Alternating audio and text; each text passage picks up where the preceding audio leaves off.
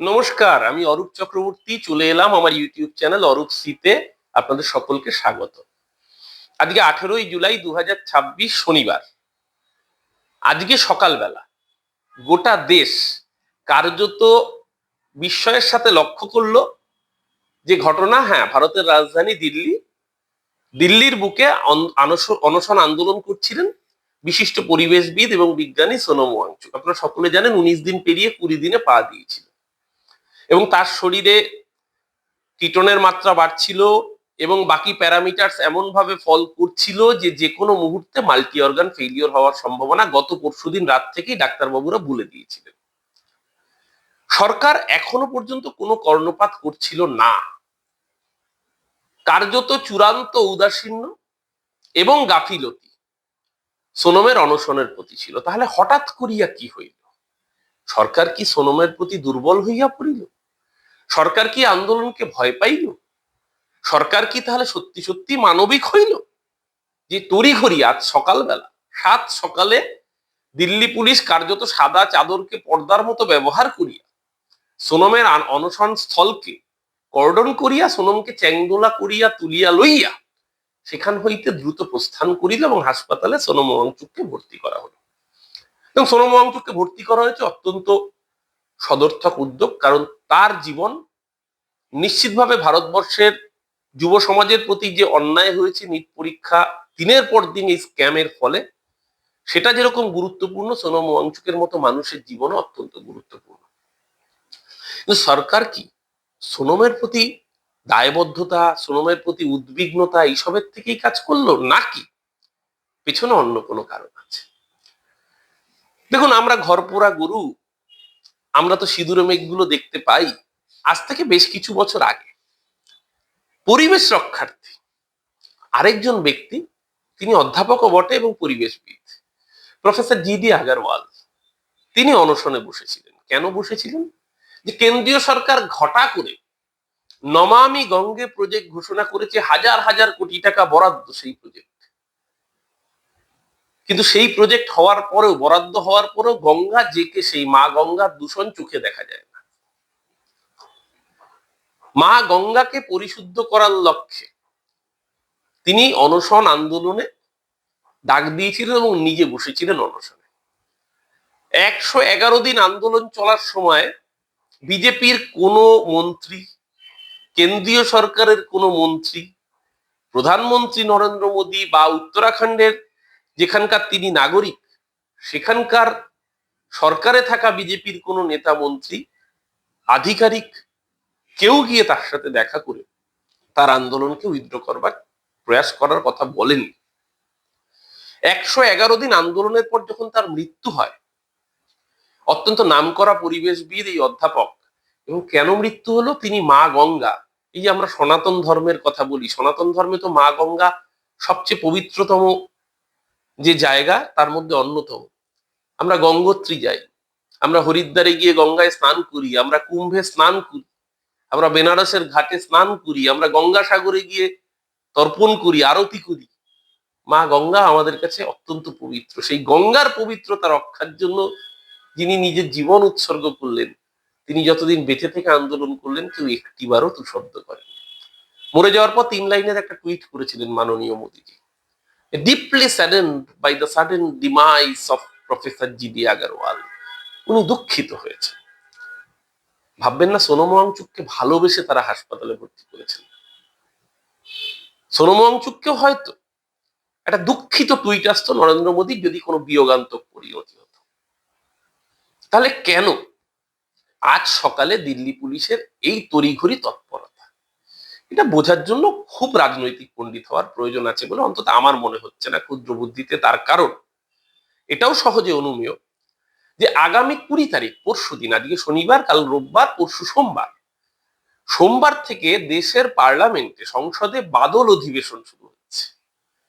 যেই বাদল অধিবেশনের প্রথম দিন সংসদ ভবন চলোর ডাক দিয়েছেন সোনম ওয়াংচুকের আন্দোলনের প্রতি সহমর্মিতা জানিয়ে সেখানকার সলিডারিটি মঞ্চ এবং ককরোচ জনতা পার্টি।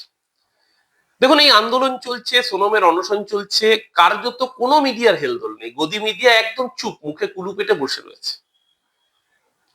গদি মিডিয়ার কোনো টু শব্দ নেই, সারা শব্দ নেই, দিনের পর দিন খবরটাকে চেপে যাচ্ছে। শুধুমাত্র কিছু ইন্ডিপেন্ডেন্ট ইউটিউবার, কিছু ইউটিউব পোর্টাল এবং কিছু ফেসবুক লাইভ সাধারণ মানুষের, তারা না থাকলেই আন্দোলনটাই মানুষের কাছে পৌঁছতো না। এরা এমন ভাবে ব্ল্যাক আউট করেছে এবং আন্দোলনের তীব্রতা এমন জায়গায় পৌঁছেছে, একটি ভিডিও ভাইরাল হয়েছে, আপনারা অনেকে দেখেছেন। একটি মেয়ে, তার বাড়ি উত্তরপ্রদেশে, মেয়েটি আন্দোলনে এসছে বাড়িতে না জানিয়ে, কারণ মেয়েটির পরিবারে বলছে প্রায় 27 জন সদস্য তারা বিজেপির কার্যকর্তা এবং নিজের বাবা মেয়েটির, সে বিজেপির নেতা ওখানকার।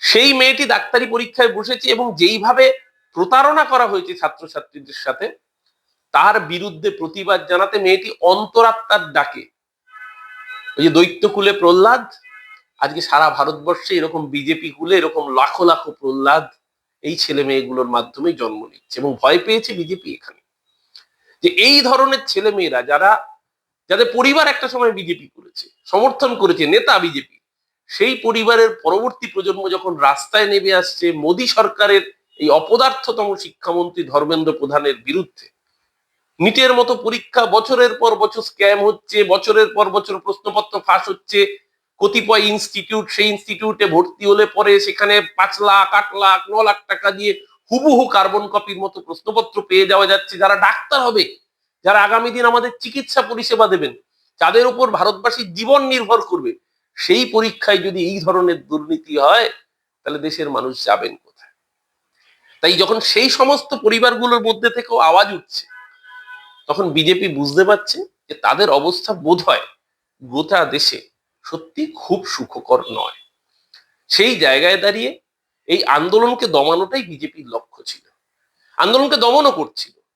আমি দায়িত্ব নিয়ে বলতে পারি, যদি 20 তারিখ থেকে পার্লামেন্ট সেশন শুরু না হতো, যদি সংসদ অভিযানের ডাক না হতো, তাহলে বিজেপি হয়তো সোনম ওয়াংচুককে আজকেও ইগনোর করতো।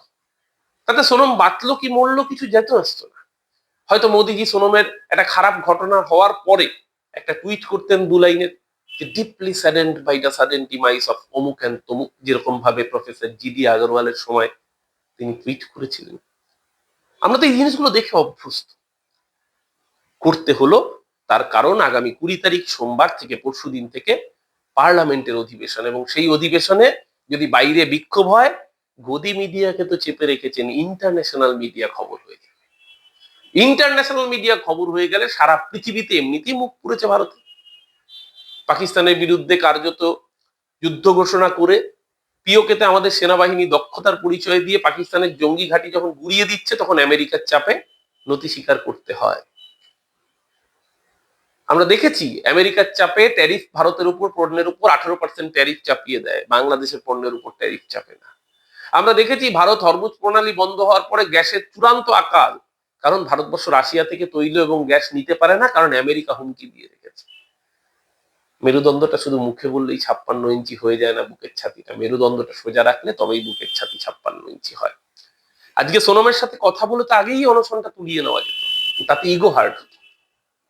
তাতে 56 ইঞ্চি যদি 52 ইঞ্চি হয়ে যায়, 50 ইঞ্চি হয়ে যায়, তাহলে তো মুশকিল হয়ে যাবে।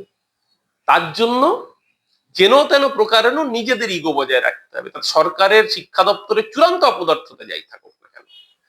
আর আজকেও যে কাণ্ড দিল্লি পুলিশ করলেন, সেটা তো অগণতান্ত্রিক কাণ্ড, কোনো প্রয়োজন ছিল না তো।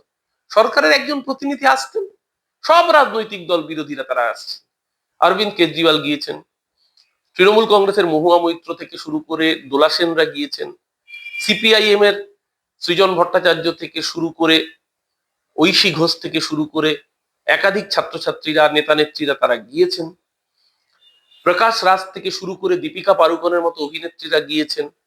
ভারতবর্ষ আস্তে আস্তে, গোটা ভারতবর্ষ সলিডারিটি জানাতে এগিয়ে আসছে আন্দোলনের প্রতি। কিন্তু তাতে সরকার কর্ণপাত করেনি। সরকারের টনক মূল্য কখন? যখন সরকারের চেহারাটা বেআব্রু হয়ে পড়ার সম্ভাবনা দেখা দিল। তাই আজকে যারা ভাবছেন সোনমকে তুলে নেওয়া হলো সোনমের কথা ভেবে, আসলে নয়, নিজেদের ফেস সেভিং এর কথা ভেবেই আজকের এই অবস্থান বলে অন্তত একটা রাজনীতির ছাত্র হিসেবেই আমার মনে হচ্ছে। আপনারা কি মনে হচ্ছে, আপনাদের কি মন্তব্য, নিশ্চিতভাবে কমেন্ট বক্সে জানান।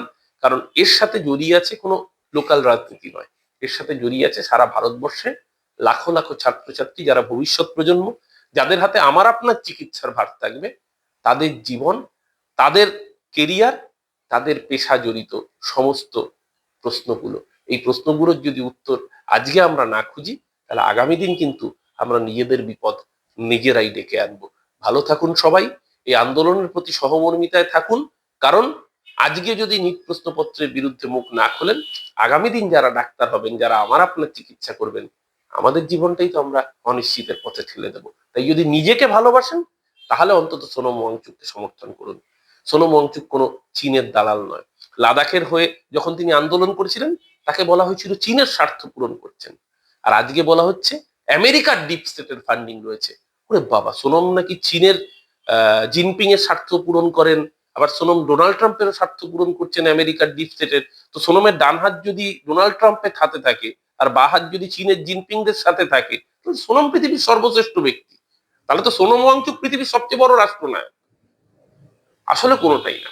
সরকার যখন আন্দোলন দমন করতে পারে না, তখন এই ধরনের কালিমালিপনের চেষ্টা চিরাচরিতভাবে হয়ে এসছে, আগামী দিনেও হবে। কিন্তু তার সাথে সাথে গোটা দেশের মানুষ সেই সিদ্ধান্ত নেন, যেই সিদ্ধান্ত আগামী দিনে অন্তত সরকারকে বাধ্য করবে সঠিক পথে চলতে। আর যদি সঠিক পথে না চলেন, তাহলে জনগণ সঠিক পথে আনবার জন্য যেটা প্রয়োজন 29 না হয় সেটাই করবেন। ততক্ষণ পর্যন্ত ভালো থাকুন, সুস্থ থাকুন, এই আন্দোলনের প্রতি সহমর্মিতায় থাকুন। আর যদি আমার বক্তব্যের সাথে সহমত হয়ে থাকেন, চ্যানেলটিকে লাইক শেয়ার তো করবেনই, আর বন্ধুদেরকে বলবেন সাবস্ক্রাইব করে নিতে। নমস্কার, আমি অরূপ চক্রবর্তী।